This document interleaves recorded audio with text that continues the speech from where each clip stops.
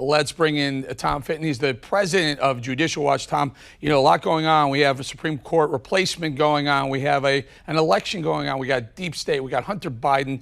We got Ilhan Omar. There is so much angst in America right now. What do you think is going to happen if Donald Trump does get to place his nominee? Oh, I think the left will be angry, but of course they're perpetually angry these days. It's absurd to suggest, Eric, that a Senate and a presidency controlled by the same party, that they would jointly decline to fill an open Supreme Court slot. It's going to happen. It's going to happen before the election, barring some radical intervention from above. And we're going to have a much more significant conservative contingent on the Supreme Court as a result.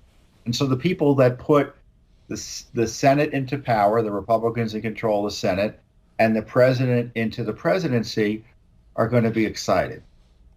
So I talked about this earlier in the monologue, that it's happened 7 times where a president in his last term, who also held the Senate, same party holding the Senate, placed the nominee. And 6 out of the 7 times it happened, only once it didn't happen because of an ethics violation. But that is the precedent. It's also constitutional. Tom, give us, because you're the constitutionalist, tell us how the Democrats have threatened to change the makeup of the court, adding seats to the court, or adding statehood for D.C., Puerto Rico, and others. What's the process? Is it as easy as they're making it out to be, like, if we win the Senate and the presidency, we're going to make these changes? Well, politically, it may not be easy. In terms of adding to the court, the Supreme Court, that would be an attack on the constitutional system we have in place, an attack on the third branch of government.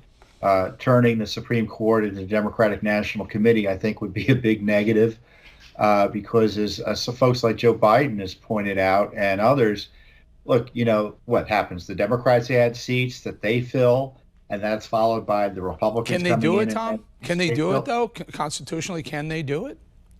Yeah, they can. I think they can do it legislatively, and it's only a statute. It's only a statute that sets the 9-member number for the Supreme Court. Of course, it hasn't been changed since, I think, the Civil War. So the last time someone attempted to change it was Franklin Roosevelt. Now we're still talking about it. If you hear about Franklin Roosevelt, court packing other than World War II is something you're often hearing about. But talk to us very quickly, only about a minute or so, the filibuster rule. Tell us why this is coming into play with the Supreme Court now.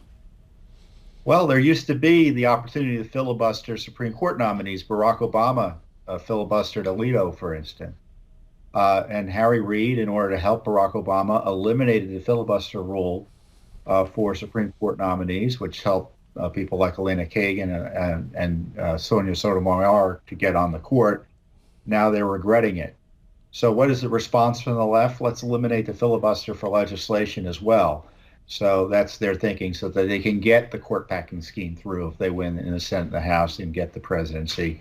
And they can get all their wish lists through without having to have their legislation shut down by the filibuster of Republicans. Now they're threatening this.